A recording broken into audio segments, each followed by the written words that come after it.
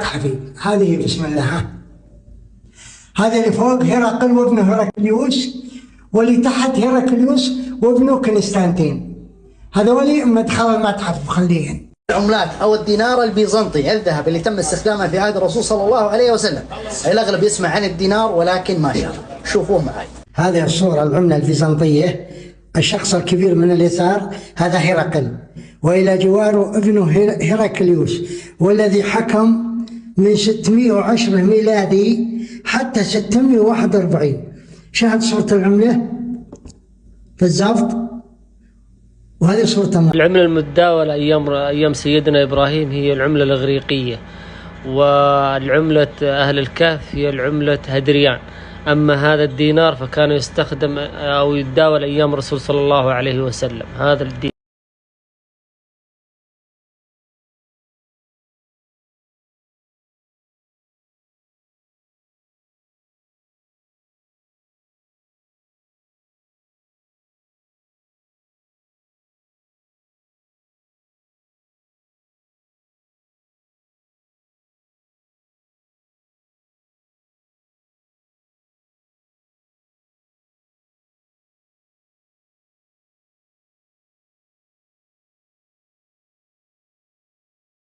هذا الريال في عهد الملك عبد العزيز طيب الله ثراه.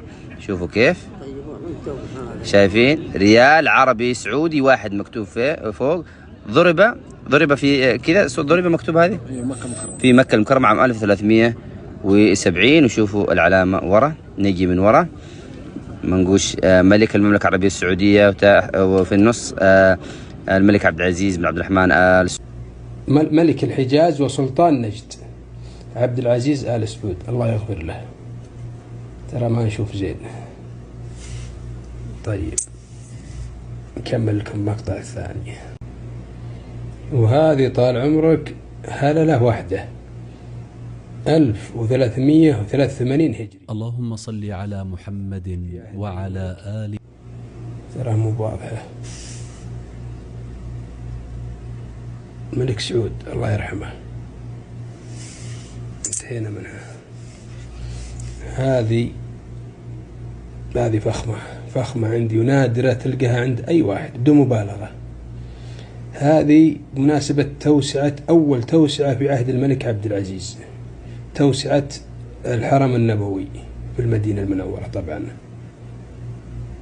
1953 أو أنا ما أعرف، لا الظاهر هجري، أي 93 عام 73. حتى فينا مكتوب شبه المدينة المنورة. بسم الله الرحمن الرحيم. طبعا فضة خالصة، حتى سويت مكبر يوم من الأيام لقيت تحت مكتوب ميلانو مزينة بإيطاليا.